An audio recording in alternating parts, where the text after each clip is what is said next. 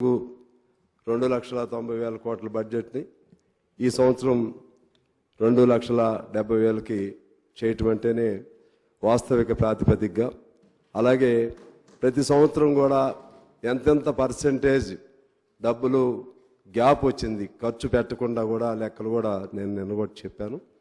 ఇప్పుడుదైతే 23, 24 ఈ 2 నెలల్లో మరి ఎంత ఖర్చు అవుతుందో తెలియదు, కానీ ఉన్నటువంటి లెక్కల ప్రకారం ఇంకా 50% గ్యాప్ ఉన్నట్లుగా వస్తుంది 23, 24.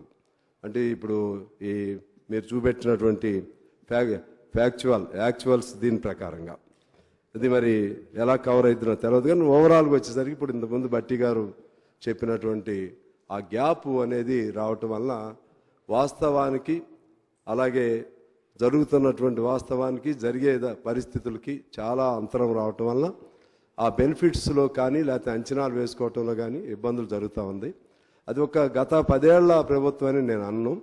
అది సహజంగా ఆ క్రమం అలా నడుస్తూ ఉంది.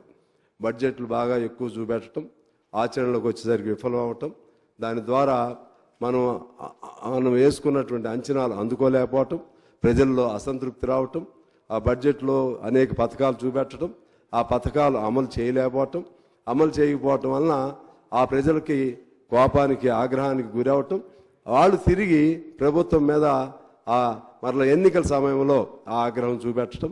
అదేవిధంగా బట్టి గారు చెప్పారు, కొంత చివరి మనిషికి ఇటువంటి ఇన్ఫ్లేటెడ్ బడ్జెట్ వలన ఉపయోగం జరగదని నాకు అనిపిస్తుంది. అది ఇన్ఫ్లేటెడ్ అయినా లేకపోతే వాస్తవానికి దగ్గర ఉన్న బడ్జెట్ అయినా మీరు చెప్పినట్లుగా జీతాలు ఇవ్వాల్సిందే, లేకపోతే ట్యాక్సులు కట్టాల్సిందే, లేకపోతే బకాయిలు తీర్చాల్సిందే. అందుకని ఇన్ఫ్లేటెడా లేకపోతే రియలిస్టిక్ బడ్జెట్ అనే పాయింట్ కాదు. మీరు రియలిస్టిక్ బడ్జెట్ అయినా ఇవన్నీ కట్టాల్సిందే. ఇవన్నీ అయిన తర్వాత మళ్ళీ మిగిలితే కదా ఇంకేదైనా చేయాల్సింది. ఇవి తప్పించుకోవటం అయితే కుదరదు కదా. అందువలన మనం ఆదాయ వనరుల్ని ఎలా పెంచుకుంటారనేది దాని మీద మనం ప్రధానంగా కేంద్రీకరణ ఉండాలి. అదే పద్ధతుల్లో ఇప్పుడు వారు చెప్పినట్లుగా 5-6% గ్యాప్ అయితే పెద్దగా ఇబ్బంది ఉండదు, మనల్ని నమ్ముతారు కూడా.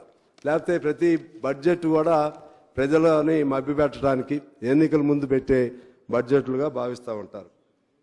తర్వాత నిన్న నేను కొన్ని విషయాలు చెప్పాను, మా బట్టి గారు లేరు, బహుశా గమనంలో తీసుకోలేదేమో తెలియదు, మరి లేకపోతే స్నేహితుడు అనుకున్నారు తెలియదు, నాకేమి సమాధానం చెప్పలేదు, వివరణ ఇవ్వలేదు.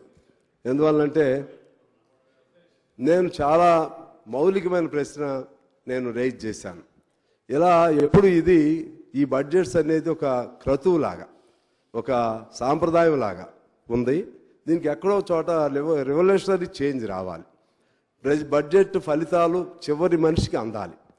దాని ప్రకారంగా అసలు రాష్ట్రంలో పేదవాళ్ళు ఎంతమంది ఉన్నారు, అలాగే సెంటుగుంట భూమి లేని వాళ్ళు ఎంతమంది ఉన్నారు, సొంత ఇల్లు లేని వాళ్ళు ఎంతమంది ఉన్నారు, అలాగే కాంట్రాక్ట్ కార్మికులు ఎంతమంది ఉన్నారు, అవుట్సోర్సింగ్ కార్మికులు ఎంతమంది ఉన్నారు, ఇలా ఇవన్నీ లెక్కలు తీయాలి.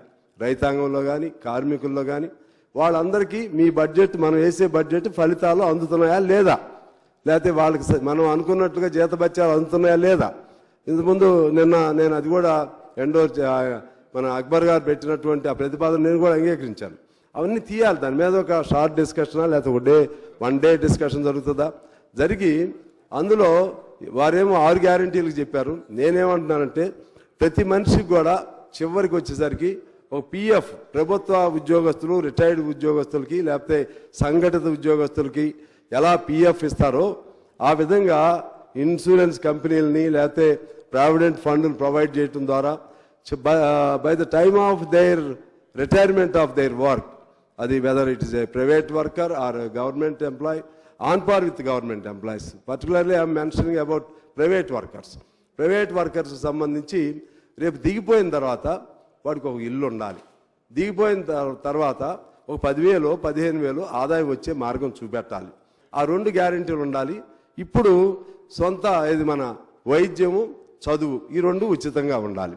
దానివైపు మీరు ఆలోచన చేస్తే అప్పుడు మన బడ్జెట్ ఫలితాలు చివరి వరకు అందుతాయని చెప్పి, అందుకని నేను వారిని కోరుతున్నాను, మీరు దాని మీద ఒక మొత్తం మరలా స్టాటిస్టిక్స్ తీయాలి. పేదవాళ్ళందరిది లేకపోతే నేను చెప్పినటువంటి వర్కింగ్ క్లాస్ ఇవన్నీ కూడా స్టాటిస్టిక్స్ తీసి ఏదైనా మీకు ప్రత్యామ్నాయ ప్రతిపాదన చేసే అవకాశం ఉందా? ఈ బడ్జెట్ స్వరూపాన్ని మారుస్తారా? ఎప్పుడు ఇలాగే సాంప్రదాయిక బడ్జెట్గా పోతుందా? లేకపోతే ఈ బడ్జెట్ ఫలితం చివరి వరకు రీచ్ అయ్యే విధంగా చేస్తారా లేదా? అది మీరు ఇప్పుడు చెప్తే బాగుంటుందనేది నా ఆలోచన. అదేవిధంగా ఈ మన బడ్జెట్లో 2,70,000 కోట్ల బడ్జెట్లో క్యాపిటల్ ఎక్స్పెండిచర్ 29,669 కోట్లు చూపెట్టారు అధ్యక్ష. క్యాపిటల్ ఎక్స్పెండిచర్ అంటే మనం అది మెటీరియల్ కాంపోనెంట్ అనండి, లేకపోతే ఆస్తులని కూడగట్టుకోవటం అనేది ఇందులో వస్తుంది క్యాపిటల్ ఎక్స్పెండిచర్. కానీ మరి కేవలం 29,669 కోట్లతో ఎంత మేరకు ఆస్తులు మనం కూడగట్టగలుగుతాం? ఎంత మేరకు అది స్థిరాస్తుల కింద రూపాంతరం చెందుతుంది? మిగిలినవన్నీ కూడా రెవెన్యూలో ఖర్చు అవుతున్నాయి. రెవెన్యూలో ఖర్చు తగ్గాలి, ఈ క్యాపిటల్ ఎక్స్పెండిచర్ పెరగాలి. అది మనకి ఆరోగ్యదాయకమైనటువంటి మన రాష్ట్రానికి ఆరోగ్యదాయకమైన ప్రగతి కింద నేను భావిస్తున్నాను. దానిపైన కూడా మీరు చెప్తే బాగుంటుందని నేను కోరుతా ఉన్నాను అధ్యక్ష. అదేవిధంగా నేను ఇంకో పాయింట్ కూడా చెప్పాను మీకు. సరే, ఇప్పుడు ఒక్కొక్కళ్ళు ఒక్కొక్క లెక్కలు చెప్పారు, నేను ఒక పద్ధతుల్లో వర్కౌట్ చేశానని కూడా చెప్పాను. సరే, అది కరెక్టా కాదా అన్ని మొత్తం ఫ్యాక్చువల్ ఫిగర్స్తో నేను చెప్పలేదు, ఒక జనరల్ అంచనాతో. నా అంచనా ప్రకారంగా రేషన్ కార్డులకు ఒక 4,000 కోట్లు, పెన్షన్లకి 15,000 కోట్లు, రైతు బంధు వాస్తవంగా ఇప్పుడు సాగులో ఉన్నటువంటి భూమి ఎంత ఉందంటే 1,63,00,000 సాగు భూమి అయితే అందులో పడావుగా పడి ఉన్నటువంటిది అంటే సాగుయేతర భూమిగా మారింది 45 లక్షల ఎకరాలు ఉంది అంచనా. ఈ 45 లక్షల ఎకరాలకు కూడా రైతు బంధు ఇస్తున్నారు. ఈ రైతు బంధుని తొలగిస్తే ఇప్పుడు ఇస్తున్నటువంటి ఖర్చు 11,000 కోట్ల నుంచి మామూలుగా పెరిగితే 16,000 కోట్లకు రావాలి యథాతథంగా, అది తగ్గితే 10,000 కోట్లకే తగ్గుతుంది. రైతు బంధు అంటే 45 లక్షలు మీరు వృధాగా ఇస్తా ఉన్నారు. ఇప్పుడు అది తగ్గించడానికి ప్రయత్నం చేయాలి. గ్యాస్కు సంబంధించి కూడా ఒక 4,000 కోట్లు, బస్సుకు సంబంధించి 3,600 కోట్లు అంటే ఉచిత బస్సు ప్రయాణానికి సంబంధించి, ఆరోగ్యశ్రీకి సంబంధించి గతంలో 800 నుంచి 1,000 కోట్లు ఇచ్చేవాళ్ళు, ఇది డబల్ చేశారు కాబట్టి 2,000 కోట్లు, ఇళ్లకు సంబంధించి 20,000 కోట్లు, పిఎం మన మహిళలు 2,500తో ఉండేటువంటి మహిళలకు సంబంధించి దాదాపు కుడి అడంగా ఒక 20,000 కోట్లు, టోటల్గా 81,000 కోట్లకి నా అంచనా వచ్చింది అధ్యక్ష. మరలా మీరు కావాలంటే మీరు కూడా చూసుకోండి. ఎందుకంటే పాత వాటి మీద కొంతగా పెంచారు చాలా పథకాలు. మీరు మొత్తం డైరెక్ట్ కొత్త పథకాలేం కాదు.